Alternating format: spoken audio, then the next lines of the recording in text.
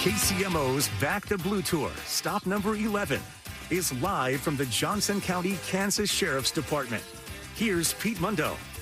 We are being joined by Captain Greg Smith, 28 years with the Johnson County Sheriff's Department, joining us on KCMO. Captain, good morning. Thanks for being here. Hi, thanks for having me. Well, let's just start off with you just handed me a challenge coin, which for those who, most people are going to know what these challenge coins are, but I've got a bunch of them from doing these tour stops and visiting with law enforcement. This is a special challenge coin that you handed me. What's the story behind this one? That honors Deputy Brandon Collins, who was killed in the line of duty in 2016. We have a group of deputies that, in his honor, started riding for fallen officers. There's a Kansas ride for fallen that happens every year, and then a police unity tour in Washington, D.C. That happens every year. And they ride to get money for those organizations and to help with maintaining the wall and everything in D.C. So what happened, for those that don't remember, 10 years ago? Brandon was conducting a traffic stop on 69 Highway early in the morning on September 11th. And while he was out on that stop, a drunk driver ran into the back of him.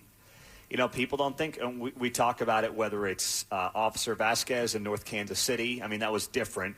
But these traffic stops, there's no such thing as a routine traffic stop, right? Oh, no, there's not. You're always in danger, whether it's from the person in the car or the people on the highway. Yes. And that's something that I think people don't realize in hindsight. Is that the last member of the Johnson County Sheriff's Department that has been killed in the line of duty? Yes. Okay. 28 years for you on the job here at Johnson County. You've seen a lot change since 1998 around here, huh? What's been the biggest change? Oh, I think technology probably, I think, is the biggest thing. We have cameras that, fit on our shirts now, and all deputies wear them, even in the jails. I think that technology thing is a big thing because everybody knows everything about everybody now. Mm-hmm. That's true.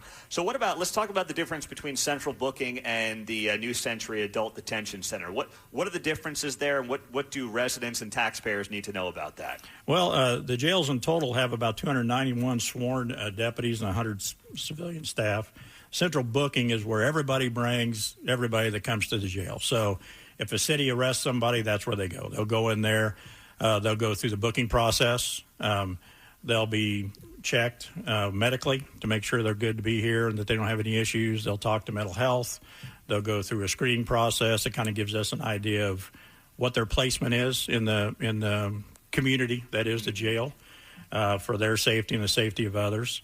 They'll stay there for a period of time, depending upon if they just maybe they've got an 18-hour hold from a city, or maybe they've got a warrant that's a $500 bond. They'll be there for a day or two until that bond can be posted, or until they're arraigned and held over for court. And if that happens, if they're going to be here longer, then that's when they'll go out to the New Century Detention Center out in Gardner. So how many are out there in the New Century spot? We have, as of today, we have 205 in Central Booking. Okay. And 358 at New Century. That's inmates in the jails. Okay. And is that does that say relatively consistent? Yeah, we stay on average between 550 to 600 right now. Since COVID, our numbers have dropped because the judges have kind of relied a lot more on video court and allowing people to bond out with different bonds. And has that been policy you think has been okay for residents? There hasn't been any downside to any of that? I don't think so. I think most of the folks that come through our jails are, DUIs, minor offenses, nothing of any huge thing. Those that are in here for murder or other more serious crimes don't usually turn around and walk out the door. Yeah, they're not bonding out cheaply. All right, so what about the T100? What is that when it comes to working with jurisdictions within Johnson County? Yeah, that was something the sheriff talked about earlier about our cooperation with other agencies. T100 is a group of deputies that work out of the jail, and they respond to maybe Westwood or Mission to pick up a prisoner. So let's say they arrest somebody there. We send somebody out to get them so that officer can stay in service in that city. And then we bring them back to the jail and go ahead and book them in. It allows that officer to stay in service longer for that city. And it's the same thing with our deputies in the field. Our deputies cover 40-some square miles by themselves. If they arrest somebody, we can go out there, pick up that person, and that deputy can go right back to work. So it cuts down that time, because when you think about the average time a deputy is going to be off the street for arresting someone is a minimum of 2 hours, and that's just bringing them to the jail, dropping them off, and turn around driving back to their jurisdiction. So that's 2 hours more they get to spend inside their city doing the job they're supposed to be doing. So it keeps the residents of that city safe, and you guys then help out with the transportation process. Yes, it makes it safer for everybody in Johnson County. You know, the fact that they have more officers on the street when they need them, and we have the ability and the manpower to be able to go up and get them and help keep that manpower out there. The detention response team, I know this is a specially trained team to respond to any volatile situations at the detention centers. How common is that? I think most agencies of large sizes have those. They're similar to a SWAT team or a CERT team that, you know, other agencies have. They're specially trained in removing people from cells, taking care of disturbances, putting people in and out of advanced restraint systems. Anybody that doesn't want to cooperate, we've got chemical munitions and other things that we can utilize to help get those situations under control. The main purpose of it is to keep inmates and our deputies from being injured. These guys are trained to quickly enter a scene and take care of business with very minimal damage to anyone. We've found since we've reinitiated this in about the last year and a half that our use of force incidents have dropped about 25%.